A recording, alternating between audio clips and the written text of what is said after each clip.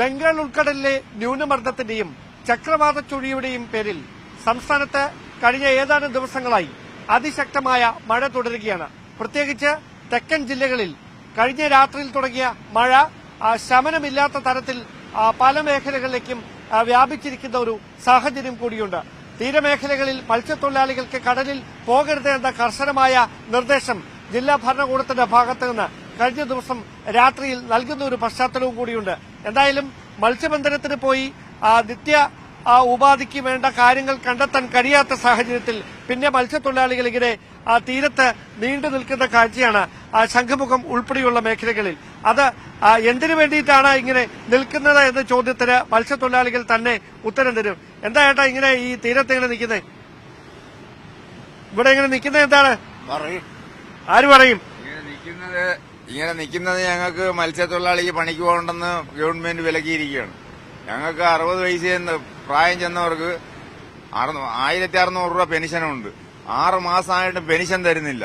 ഇത് എന്തുകൊണ്ടാണ് ഗവൺമെന്റ് ഇങ്ങനെ ഇവിടെ നിൽക്കുന്നതിന്റെ ഉദ്ദേശം എന്താണ്? ഇങ്ങനെ ഉദ്ദേശം എന്തെങ്കിലും വലിയ മീന് തണുപ്പുണ്ട്, വെള്ളത്തിന്റെ തണുപ്പുകൊണ്ട് വലിയ മീനോ എല്ലാം തിരയിലൊക്കെ അടിച്ചു കയറുമ്പോ നിങ്ങളെ പോലെ വിദേശികൾ വന്നു കഴിഞ്ഞാൽ എന്തെങ്കിലും കാശ് 10 രൂപ 5 രൂപ അങ്ങനെ പോക്കറ്റിൽ നിന്നൊക്കെ പോകുന്ന കാശുകൾ ഞങ്ങൾക്ക് കിട്ടും.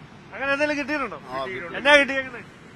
10 രൂപ 15 രൂപ ഇങ്ങനെയൊക്കെ കിട്ടും. മാല കടലിൽ നിന്ന് കിട്ടിയതാണ്. ഇന്ന് കിട്ടിയതാണ്. സ്വർണ്ണമാണോ?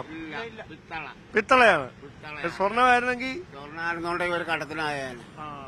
അപ്പൊ ഏതായാലും ഇനി നിൽക്കുമ്പോഴത്തേക്ക് സ്വർണം കിട്ടട്ടെ. ഞങ്ങളിത് വീട്ടിൽ പോകും. മഴ കൊണ്ട് പോർന്നു വയ്യ. കാപ്പൂടിക്കാൻ എന്തെങ്കിലും തന്നിട്ട് പോയി. ഞങ്ങള് ഒന്നും കിട്ടാതെ കിടക്കാണ്. കാപ്പൂടിക്കാൻ 3 പേർക്ക് എന്തെങ്കിലും പോണില്ല, പണിയൊന്നും ചെയ്യുന്നില്ല. അത് ഞങ്ങള് ചായ മേടിച്ചു തരാം. അത് കഴിയട്ടെ, നമുക്ക് ചായ കുടിക്കാം. അപ്പൊ എന്തായാലും ഈ ഇങ്ങനെ നിന്ന നിങ്ങൾക്ക് മുന്നറിയിപ്പൊന്നും ഇല്ലേ? ഇവിടെ നിൽക്കുന്നതിന് കുഴപ്പമില്ലേ? അവസാനമായിട്ട് എന്നാണ് പോയത് കടലിലേക്ക് മീൻ പിടിക്കാനായിട്ട് പോകുന്നത്? ഇനി കടലിൽ ശാന്തത അല്ലല്ല. ഇപ്പൊ മുമ്പ് കഴിഞ്ഞ ദിവസം എന്നാണ് പോയത്? കഴിഞ്ഞ ദിവസം പോയിട്ട് 12 ദിവസമായി. 12 ദിവസമായി പണിക്ക് കയറാതെ. അപ്പൊ ഇതുവരെ മത്സ്യത്തൊഴിലാളിയുടെ ജീവിതം എങ്ങനെയാണ് അത് ഗവൺമെന്റ് അറിയുന്നു. അപ്പൊ ഞങ്ങള് മൈക്ക് അലൗൺസ് ചെയ്ത് പറയുകയാണ് ഞങ്ങളെ മീൻപിടുത്തക്കാരർ പണിക്ക് പോകണ്ടെന്ന്. 60 വയസ്സ് എന്നവർക്ക് ഇപ്പൊ പെൻഷൻ വരെ തരുന്നില്ല. ഓക്കെ, അങ്ങനെ ഒരു പ്രശ്നമുണ്ട്. ഓക്കെ, അപ്പൊ അതാണ് സാഹചര്യം. ഈ പെൻഷൻ കിട്ടാത്ത ഒരു സാഹചര്യം. അതിനു പുറമെയാണ് 10-12 ദിവസത്തിലധികമായി മത്സ്യബന്ധനത്തിനായി കടലിലേക്ക് പോകാൻ കഴിയാത്ത ഒരു ദൌർഭാഗ്യകരമായ ഒരു സ്ഥിതി.